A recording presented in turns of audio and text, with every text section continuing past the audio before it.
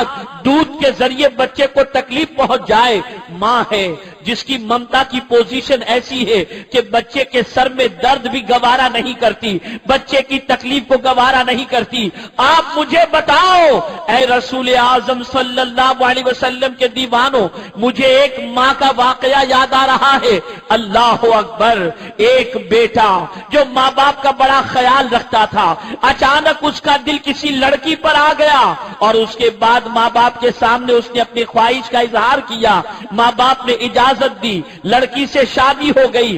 بیاہ کے جب لڑکی گھر آتی ہے تو اس کے ماں باپ کی خدمت بھی کرتی ہے اور شوہر کی بھی خدمت کرتی ہے۔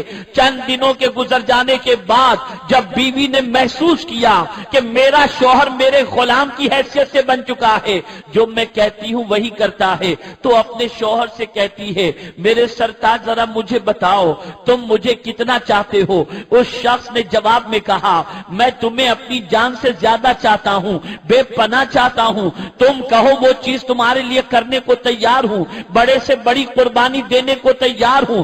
اللہ اکبر، بیوی نے جب یہ سوچا تو پہلا جملہ اپنے شوہر سے یہ کہتی ہے اگر واقعی تم سچی محبت کرتے ہو تو گھر علیحدہ لے لو تاکہ ہم دونوں آرام کی زندگی گزار سکیں۔ میں یہ نہیں کہتی کہ تم اپنے ماں باپ کی خدمت نہ کرنا، جو کماؤ گے اس میں سے ماں باپ کو بھی پیش کرتے رہنا، ان کی دیکھ بھال بھی کرتے رہنا۔ اللہ اکبر، شوہر کے ذہن میں بیوی کی محبت کا غلبہ تھا، اس نے بیوی کی بات مان لی، ماں باپ کے سامنے اپنی آرزو کو پیش کیا اور کرنے کے بعد علیحدگی اختیار کر لی۔ روزانہ صبح ماں سے ملنے آتا، باپ سے ملنے آتا، دن گزرتے گئے، بچے بڑے ہونے شروع ہو گئے تو اب کیفیت یہ ہے کہ کبھی ہفتے میں آ جاتا، کبھی کچھ دنوں کے بعد آ جاتا، یہی حال بڑھتا رہا، ڈسٹینس بڑھتا رہا، ماں باپ اپنی زندگی گزار رہے ہیں، بیٹا بیوی کے ساتھ اپنی زندگی کاٹ رہا ہے۔ ایک دن ایسا ہوا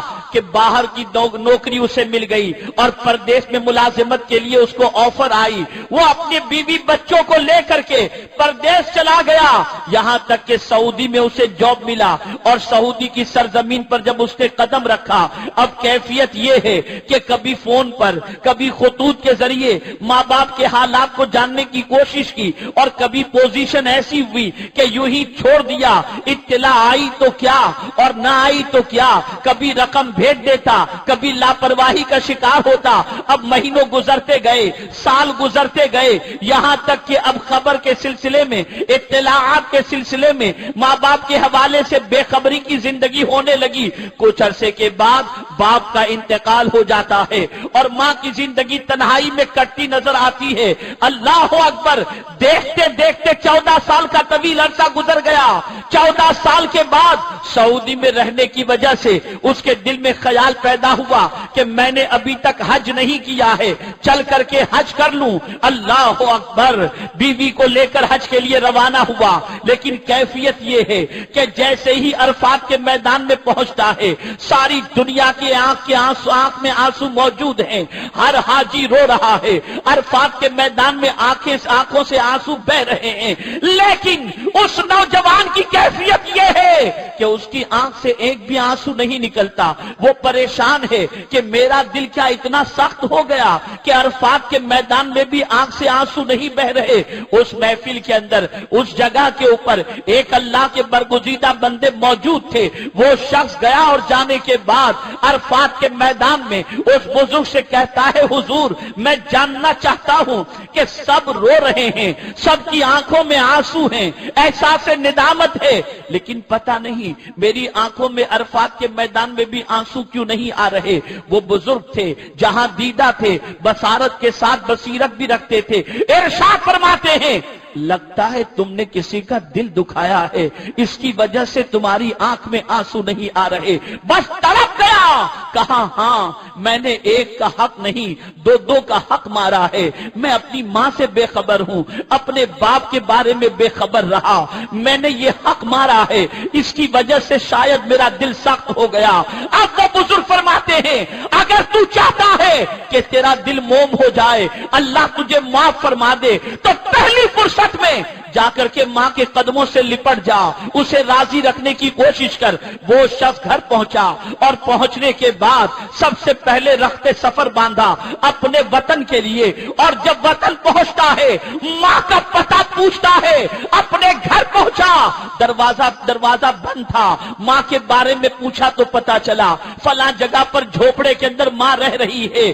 کس کے ساتھ رہتی ہے؟ بتایا گیا اکیلی رہتی ہے، کوئی کھانا دیتا ہے تو کھا لیتی ہے، نہیں دیتا ہے تو بھوکی رکھتی ہے۔ اب تو بچے کی جدائی میں روتے روتے اس کی آنکھوں کی بینائی بھی چلی گئی ہے۔ اللہ اکبر! وہ جب ماں کے گھر پہنچتا ہے، دروازے پر دستک دیتا ہے، آواز لگاتا ہے، ماں سمجھ جاتی ہے کہ بیٹا آیا ہے، لیکن ماں اپنے بچے کو دیکھ تو نہیں پاتی، دروازہ کھول کر کے اپنے بیٹے کے چہرے کی طرف ہاتھ بڑھاتی ہے اور کہتی ہے، میرے لگتے جگر، آج میں تجھے دیکھ تو نہیں سکتی لیکن تیری آواز کو سن کر میرے کلیجے کو بڑی ٹھنڈک ملی ہے۔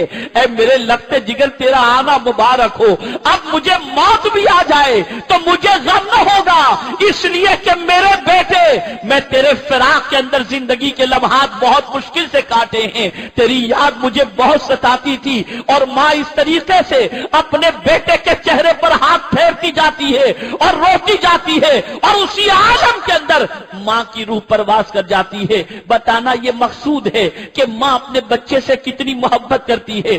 آقا کریم صلی اللہ علیہ وسلم کے دور پاک کے اندر ایک شخص جہاں کنی کے عالم میں ہے، روح نہیں نکل رہی، کلمے کی تلقین کی جا رہی ہے لیکن روح پھر بھی نہیں نکلتی۔ صحابہ حاضر ہوئے، یا رسول اللہ صلی اللہ علیہ وسلم، جا کنی کے عالم میں ایک شخص ہے، کلمہ پڑھا جاتا ہے، تلقین کی جاتی ہے لیکن وہ کلمہ نہیں پڑھ رہا، اس کی زبان پر کلمہ جاری نہیں ہوتا۔ آقا فرماتے ہیں شاید اس نے کسی کا حق مارا ہوگا، کوئی اس سے ناراض ہے، جاؤ جا کر کے اس کے کون جن زندہ ہے، ماں باپ میں سے کوئی زندہ ہو تو جا کر کے پوچھو کہ ماں یا باپ اس سے راضی ہے یا نہیں۔ ہاں حضور اس کی ماں زندہ ہے۔ گئے، جا کر کے ماں سے پوچھا کیا تم اپنے بیٹے سے خوش ہو؟ ماں نے کہا نہیں، میں اپنے بیٹے کو کبھی معاف نہیں کر سکتی۔ آقا کریم کی بارگاہ کے اندر جب یہ بات پہنچائی گئی، سرکار نے فرمایا لکڑیاں جلائی جائیں، اور ماں سے کہا گیا اے خاتون سن لے، تیری نافرمانی کی بنیاد پر تیرا بیٹا جہنم کی آگ کا ایندھن بن جائے گا۔ کیا تو چاہتی ہے کہ تیرے بیٹے کو دہکتے ہوئے شعلوں میں ڈالا جائے؟ صحابہ سے فرمایا لکڑیاں جلاؤ، لکڑیاں جلائی گئی اور فرمایا اس شخص کو آگ کے حوالے کر دو۔ اتنا کہنا تھا کہ ماں چیخ اٹھی، یا رسول اللہ میں اپنے بیٹے کو جلتا ہوا نہیں دیکھ سکتی، میں نے معاف کیا اپنے بیٹے کو۔ ادھر ماں نے معافی کی بات کہی، اس شخص کی زبان پر کلمہ جاری ہو گیا۔ آپ اندازہ لگاؤ، یہ ہے ماں کی محبت، یہ ہے باپ کی محبت۔ آپ اندازہ لگائیں، ایک ماں اپنے بیٹے سے بے پناہ محبت کرتی ہے، ایک باپ اپنے بچے سے بے پناہ محبت کرتا ہے۔ ماں اپنے بیٹے کی تکلیف نہیں دیکھ سکتی، باپ اپنے بچے کی تکلیف نہیں دیکھ سکتا، لیکن میں قرآن کا مطالعہ کرتا ہوں تو عقل دنگ رہ جاتی ہے کہ جس ذات کے بارے میں قرآن کہہ رہا ہے کہ امت کا مشقت میں پڑنا سب سے گرا ہے، جس کے اوپر سب سے گرا ہے، وہ کون ہے؟ وہ مکین گنبد خضرا ہیں۔ ایک ماں جتنا اپنے بچے کی تکلیف سے بے چین نہیں ہوتی، اس سے کئی گنا زیادہ حضور اپنی امت کی تکلیف سے بے چین ہو جایا کرتے ہیں، اپنی امت کو پریشان دیکھ کر بے چین ہو جایا کرتے ہیں، اپنی امت کو غم میں دیکھ کر بے چین ہو جایا کرتے ہیں۔ آئیے میرے پیارے آقا صلی اللہ علیہ وسلم کے پیارے دیوانوں، میں آقا کریم صلی اللہ علیہ وسلم کی دنیاوی اعتبار سے اس شان کو آپ کے سامنے پیش کروں کہ امت کو دنیا میں تکلیف پہنچانے والی جو چیزیں ہیں، حضور صلی اللہ تعالی علیہ وسلم ان چیزوں کی نشاندہی فرماتے ہیں تاکہ امت تکلیف سے بچ جائے۔ آپ ذرا سوچو، ماں کا خیال اس پر نہیں گیا ہوگا، باپ کا خیال اس پر نہیں گیا ہوگا، جس کسی کا خیال دیکھو اس کی طرف نہیں گیا ہوگا، لیکن حضور کا خیال اپنی امت کی اس تکلیف کی طرف جا رہا ہے۔ حضور صلی اللہ علیہ وسلم فرماتے